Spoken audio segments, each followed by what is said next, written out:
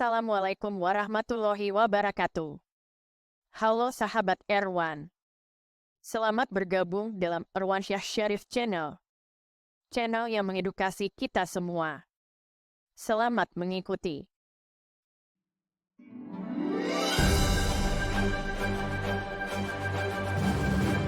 Silakan tekan tombol like, share dan subscribe untuk memajukan channel ini. Sebagai manusia, pasti senang bila berada di tempat yang nyaman, apakah di rumah sendiri atau bila berlibur ke hotel atau resort yang fasilitasnya lengkap dan mewah. Sekalipun harus membayar mahal, pasti Anda akan berlama-lama di situ. Sebaliknya, sekalipun seseorang miskin, tinggal di tempat kumuh yang sarana dan prasarananya terbatas, sebenarnya juga tidak ingin berlama-lama di tempat tersebut, tetapi apa daya, belum bisa keluar dari tempat tersebut. Intinya manusia memiliki kecenderungan memperluas zona nyamannya dan akan memperkecil zona tidak nyamannya dengan menempuh berbagai cara. Kuliah kali ini akan membahas tentang comfort zone atau zona nyaman. Menurut Alasdair White, comfort zone adalah aktivitas mental di mana seseorang menjaga dirinya dari rasa cemas dengan menggunakan perilaku-perilaku untuk menciptakan performa yang stabil, dan biasanya tidak ada keinginan untuk mengambil risiko. Berikut video orang-orang yang menikmati zona nyaman. Video ini tidak untuk menyudutkan seseorang, melainkan untuk menjadi pelajaran agar hal serupa tidak ditiru dan terulang lagi di masa datang. Putra dari ex-Menteri Pertanian Syahrul Yassin Limpo, Kemal Redindo atau Dindo, mengakui menikmati pembayaran tiket pesawat kelas bisnis untuk perjalanan Makassar-Jakarta dari Kementerian Pertanian atau Kementan. Hakim pun menyentil Dindo karena kebiasaan yang buruk ini. Tadi saudara menjelaskan awalnya saudara membeli sendiri. Iya. Ya, membeli sendiri tiket-tiket untuk perjalanan saudara ke Jakarta ya. Tiba-tiba saudara ditawari oleh siapa yang menawari saudara? Dari Biro Umum yang mulia. Ya? Biro Umum tapi siapa saya namanya? Saya lupa namanya. Biro Umum atau melalui Panji? Biro Umum yang mulia. Siapa? Maman? Waktu itu ada Maman mungkin ya. Tapi saya lupa. Pada saat Musafak? jadi musafak juga. Ya? Pada saat berganti musafak juga begitu.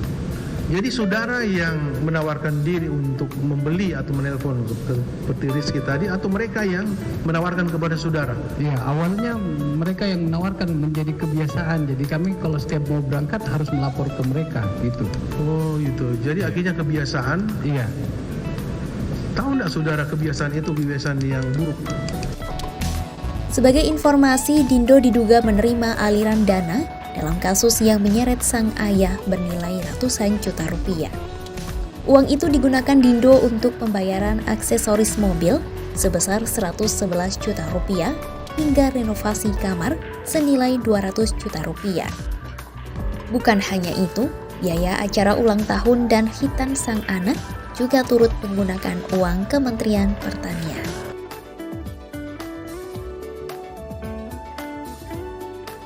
Jadi untuk di Kukar dengan tersangka RW Bupati Kutai Kertanegara periode 2010-2015 itu kan dulu sudah pernah ditangani perkaranya ya, dan saat ini KPK sedang menangani perkara dugaan gratifikasi dan TPPU, tindak pidana pencucian uang, untuk mengoptimalkan aset recovery-nya, yaitu mengembalikan apa yang kemudian diduga dari hasil kejahatan korupsi ini kepada negara, gitu ya. Nah, dalam kegiatan dimaksud, tentu penyidik masih terus mengumpulkan bukti-bukti keterangan saksi-saksi, termasuk melakukan penggeledahan dan juga penyitaan sejumlah barang-barang sebagai berikut ya. Jadi ini update secara global, keseluruhan ya. Sampai hari ini setidaknya telah melakukan penyitaan kurang lebih 536 dokumennya ya. Kemudian bukti elektronik dan kendaraan yang terdiri dari motor dan mobil mewah kurang lebih 91 unit. Berbagai merek ya, ada Lamborghini, McLaren, BMW, kemudian Hummer, Mercedes-Benz dan lain-lain. Ada 91 termasuk mobil dan motor ya. Kemudian ada 5 bidang tanah ribuan meter di sana. Terus kemudian ada barang-barang mewah ya yang terdiri dari 30 jam tangan berbagai merek. Ada Rolex, ada Richard Mille, kemudian Hublot, Big Bang dan lain-lain ya, banyak.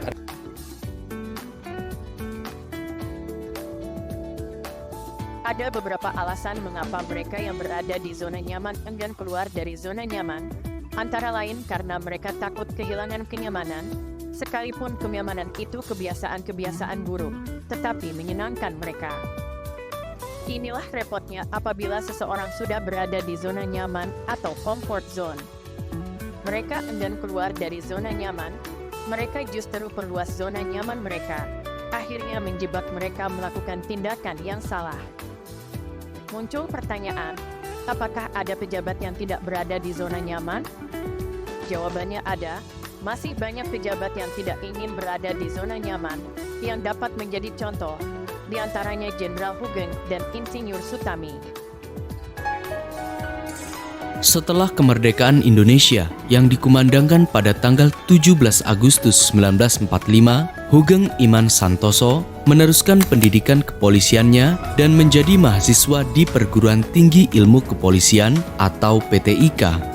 Setelah lulus pada tahun 1952, Hugeng ditugaskan di Dinas Pengawasan Keamanan Negara atau DPKN wilayah Jawa Timur. 4 tahun kemudian, tepatnya pada tahun 1956, Hugeng Iman Santoso ditugaskan menjaga keamanan di wilayah Medan, Sumatera Utara. Sebagai pengemban tugas kepolisian, Hugeng harus menghadapi berbagai kejahatan, penyelundupan, perjudian, hingga perampokan yang merajalela di wilayah Medan, Sumatera Utara. Kondisi ini menguji ketegasan dan kejujuran sosok polisi yang bernama Hugeng Iman Santoso.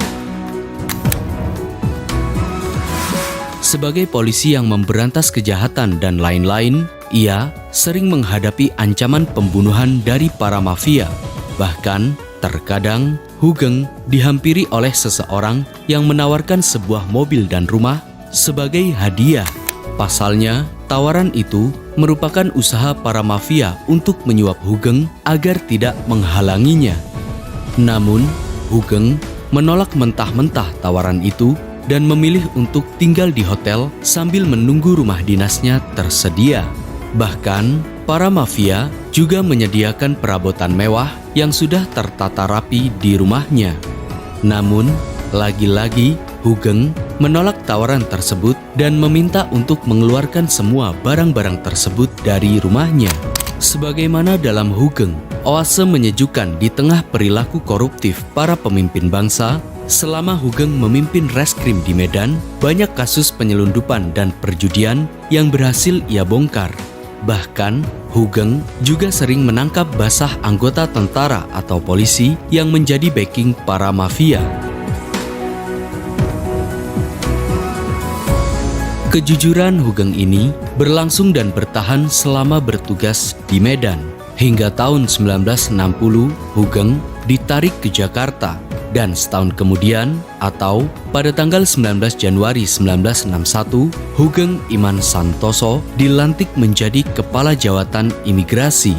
Saat menjabat sebagai Kepala Jawatan Imigrasi, sebagaimana dalam artikel yang termaktub dalam website kemenku.go.id dengan tajuk Tokoh Inspiratif Pegiat Anti Korupsi, Jenderal Hugeng sang polisi jujur, istri Hugeng yang kala itu membuka toko bunga untuk penghasilan tambahan, meminta untuk menutup usahanya dengan alasan agar mengurangi benturan kepentingan antara pihak yang berurusan dengan imigrasi yang memesan bunga dari istrinya.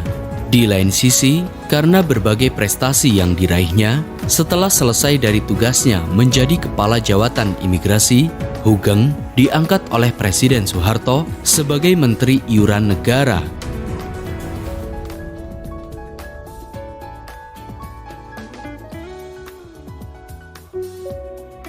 Setelah selesai dari tugasnya menjadi Kepala Jawatan Imigrasi, Hugeng diangkat oleh Presiden Soeharto sebagai Menteri Iuran Negara.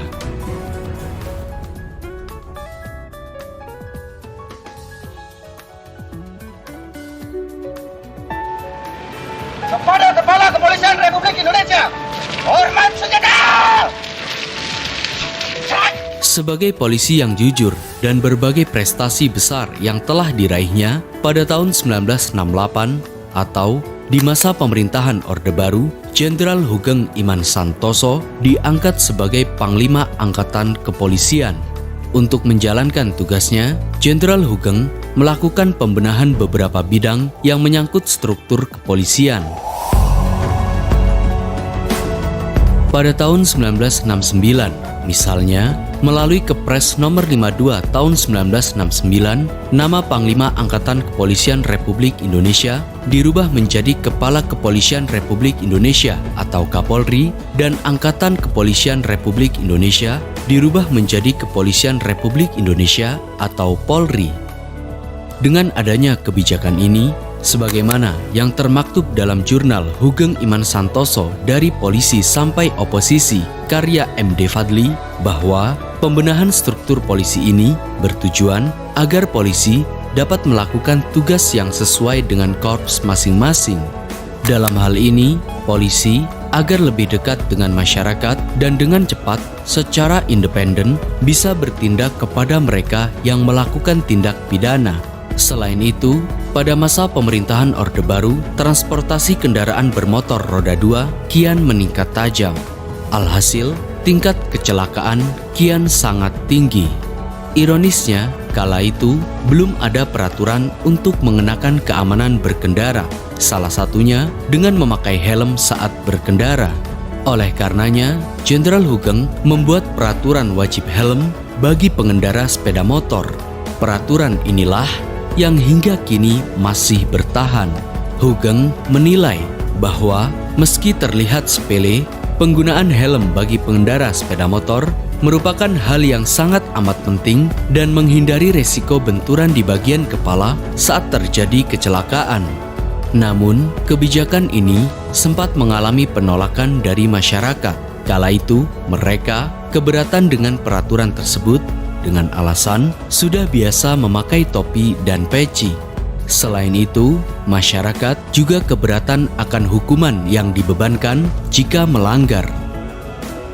Untuk menjawab keluhan masyarakat ini, sebagaimana dalam buku Hugeng, Oase Menyejukkan di Tengah Perilaku Koruptif Para Pemimpin Bangsa, Jenderal Hugeng menegaskan bahwa polisi bukan hanya melayani masyarakat, tetapi juga mewujudkan rasa aman dalam berlalu lintas. Hal ini menunjukkan bahwa Jenderal Hugeng sangat peduli sebagai pengayom masyarakat.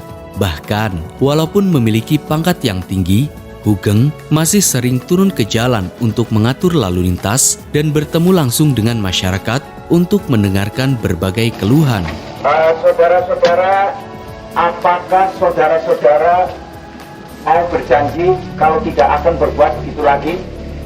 Ayo semua bilang, tahu. Selama menjabat sebagai Kapolri, Jenderal Hugeng memang terkenal tegas dan tidak pandang bulu kepada siapa saja yang melakukan tindak kejahatan, bahkan terhadap pejabat sekalipun. Pada tahun 1969, misalnya, sebagaimana yang termaktub dalam laman nasional.tempo.co, tulisan Dwi Arianto, kala itu, kepolisian mencium adanya penyelundupan mobil mewah di pelabuhan Tanjung Priok. Alhasil, kepolisian pun melakukan investigasi. Dan di tahun yang sama, dengan cepat, polisi menangkap gembong penyelundupan mobil mewah, komplotan Robi Cahyadi, dan menyita 8 mobil Mercy yang baru saja keluar dari pelabuhan. Ironisnya, saat ditangkap dan dibawa ke markas Komdak, hanya beberapa jam melakukan pemeriksaan, komplotan Robi Cahyadi bisa langsung keluar bebas. Melihat kejadian ini, Kapolri Jenderal Hugeng pun langsung turun tangan dan meminta izin kepada Presiden Soeharto untuk menangani kasus ini. Alhasil, ketika izin telah diperoleh, Jenderal Hugeng langsung membentuk tim khusus untuk menyelidiki kasus Robi Cahyadi. Setelah melakukan berbagai investigasi secara mendalam, sebagaimana dalam majalah Tempo edisi 16 Agustus 2021, Hugeng menemukan bahwa kasus penyelundupan mobil ini melibatkan orang-orang besar, bahkan para pejabat sekalipun. Pada tanggal 2 Oktober 1971, Jenderal Hugeng Iman Santoso dicopot dari jabatannya oleh Presiden Soeharto sebagai Kapolri kelima. Alasannya hanya untuk penyegaran atau peremajaan kepemimpinan Kapolri. Ironisnya, pengganti Jenderal Hugeng ini usianya justru lebih tua darinya. Melihat keanehan ini, Jenderal Hugeng langsung menemui Presiden Soeharto ke kediamannya dan mempertanyakan tentang pencopotannya sebagai Kapolri. Namun, Presiden Soeharto menawarkan jabatan lain kepadanya. Mendengar tawaran itu, Hugeng langsung menolak mentah-mentah. Alhasil, Presiden Soeharto pun mencabut hak-haknya sebagai warga negara dan mematikan aktivitas Hugeng serta keluarganya. Menurut beberapa ahli, pencopotan Hugeng ini sebagai upaya pemerintah untuk menghentikan beberapa kasus besar yang ditanganinya karena dianggap merugikan para mafia yang berkolaborasi dengan pejabat. Jenderal Hugeng adalah jenderal yang hidup dengan keadaan yang sangat sederhana sebagai seorang pejabat negara. Pada saat ia diberhentikan sebagai Kapolri, orang pertama yang ia temui adalah ibunya. Mendengar Hugeng sudah tidak lagi berdinas di kepolisian, ibunya mengatakan, "Selesaikan tugas dengan kejujuran, karena kita masih bisa makan nasi dengan garam." Pesan seorang ibu yang luar biasa.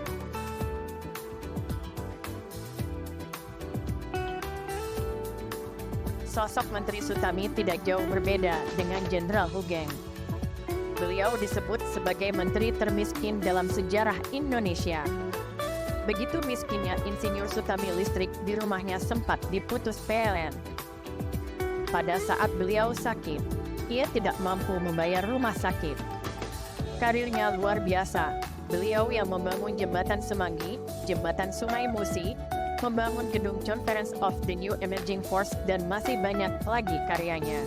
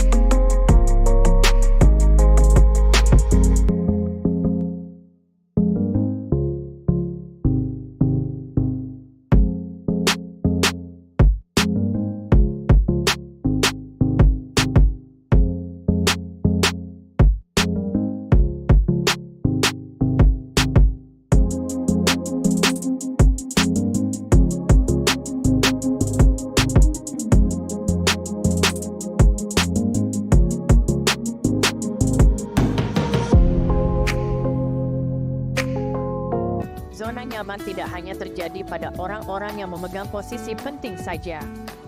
Pada orang-orang yang tidak memegang posisi penting pun zona nyaman juga bisa terjadi. Misalnya, pada orang-orang yang tidak pernah diberi posisi penting di tempat kerja, kemudian karena pertimbangan tertentu ia diberi posisi.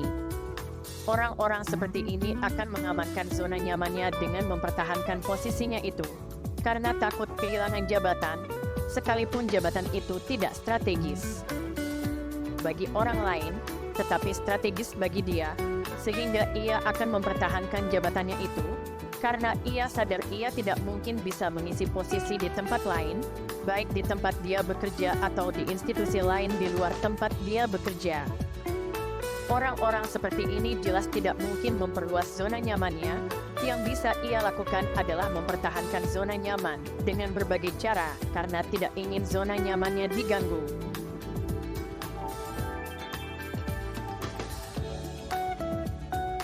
Bila kebanyakan orang ingin masuk ke zona nyaman atau ada orang-orang yang mempertahankan zona nyaman, polisi yang satu ini justru menolak masuk ke zona nyaman. Namanya Kombes Haji Darmanto. Ketika Kapolri Jenderal Sulistyo Sigit akan menaikkan pangkatnya menjadi jenderal, ia menolak dan ingin tetap berdinas di lembaga pendidikan, tempat sekarang dia mengabdi. Saya kenal Mas Darmanto ini sudah dari lama. Saya cuma pengen denger ya nominasi yang paling berat. Itu cukup berkesan ya Pak ya? Pak Mas Agung Santoso sendiri juga memilihnya susah Pak ya, karena memang kriteria yang mungkin kalau saya ikut nama saya dikirim pun mungkin saya nggak terpilih. Gimana Pak Mas Darmanto rasanya?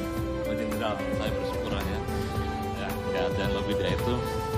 Paling bersyukur saya pada senior-senior yang telah mengarahkan saya atau pimpinan-pimpinan pernah membimbing saya, sehingga apa yang saya kerjakan itu bisa sesuai dengan aturan. Jadi ini mungkin saya perlu sampaikan ke teman-teman, sahabat-sahabat. Mas Darmanto ini mungkin sudah susah nyari polisi seperti beliau. Beliau ini diberikan jabatan strategis nggak pernah mau. Jadi beliau yakin bahwa yang dipilih saat ini itu adalah pengabdian yang terbaik buat beliau. Dan saya sangat menghargai konsistennya Mas Darmanto, tapi kalau nanti ada perintah yang lain harus dilaksanakan. Ya, saya kira saya pun juga sulit untuk mencontoh beliau. Jadi saya sangat mengagumi apa yang menjadi prinsip-prinsip beliau.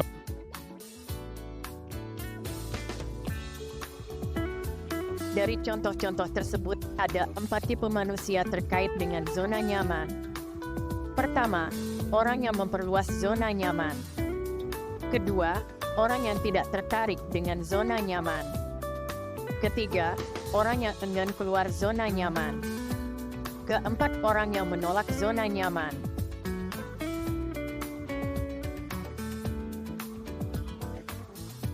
Menurut Manoj Arora, seorang pengusaha, zona nyaman adalah jebakan terbesar.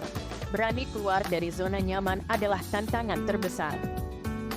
Greg Litt mengingatkan, apabila seseorang berada di zona nyaman, ia masuk ke dalam zona bahaya. Anehnya, mereka yang baru berada di zona nyaman tidak belajar dari orang-orang yang terjebak di zona nyaman, mereka justru mengulangnya. Dan Stevens mengingatkan, zona nyaman adalah musuh besar bagi kreativitas. Bergerak melampauinya memerlukan intuisi, yang pada gilirannya membentuk perspektif baru dan menaklukkan ketakutan. Sebaiknya, seseorang itu mau dan berani keluar dari zona nyamannya, sekalipun ada risiko ketidaknyamanan. Tetapi ia mendapat hal-hal baru yang belum pernah ia alami. Dan itu lebih berharga dari berlama-lama di zona nyaman. Bila seseorang tidak keluar dari zona nyamannya, maka dia tidak akan belajar apapun. Seseorang hanya bisa berkembang bila ia berani mencoba sesuatu yang baru, bila ia keluar dari zona nyaman.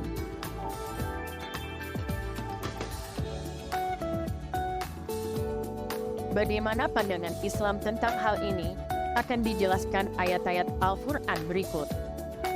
Bagaimana pandangan Islam tentang hal ini?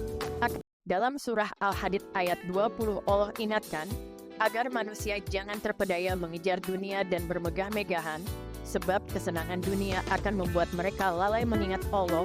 Bagi mereka yang terpedaya, akan menerima azab yang keras. Dan kesenangan dunia itu tidak kekal selamanya, tetapi bila mereka mohon ampunan, Allah akan mengampuni.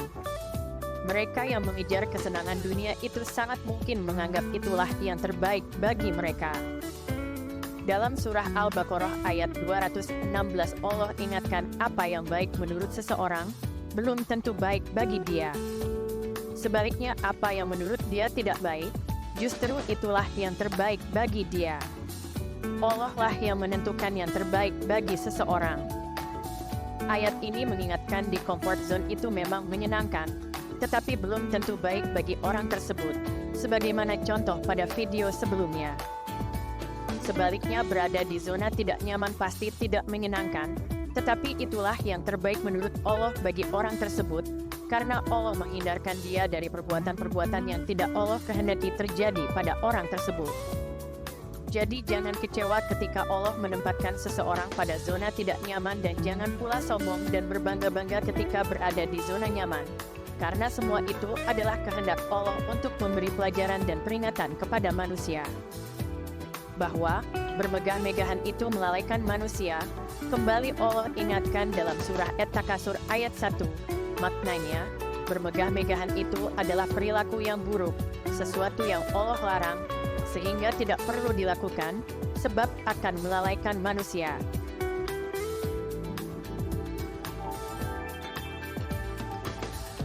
Apakah Islam melarang umatnya berada di zona nyaman? Tidak. Ayat-ayat ini mengingatkan zona nyaman itu bisa melalaikan manusia kepada Allah.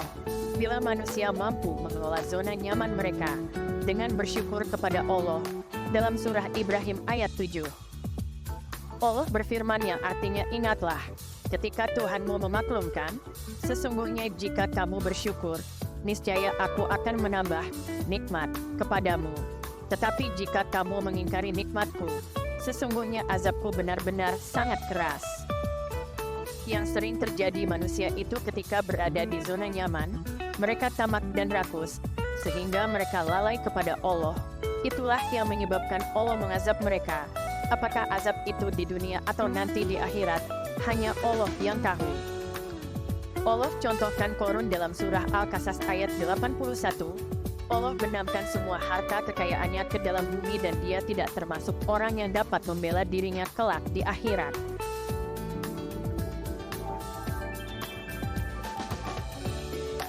Terakhir ada kata-kata bijak yang dapat menjadi pedoman dalam menjalani kehidupan. Pertama, hidup dimulai pada akhir zona nyaman seseorang. Artinya, seseorang akan merasakan kenyamanan setelah ia keluar dari zona nyaman. Kedua, hal-hal besar tidak pernah datang dari zona nyaman, karena zona nyaman membuat manusia tidak pernah berpikir besar, kreatif, dan inovatif. Ketiga, prestasi tidak diperoleh dari zona nyaman, sebab pencapaian prestasi perlu kerja keras dan diraih dengan perjuangan.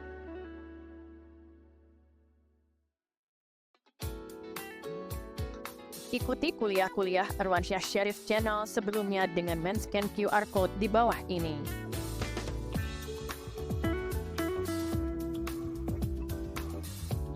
Sekian kuliah hari ini.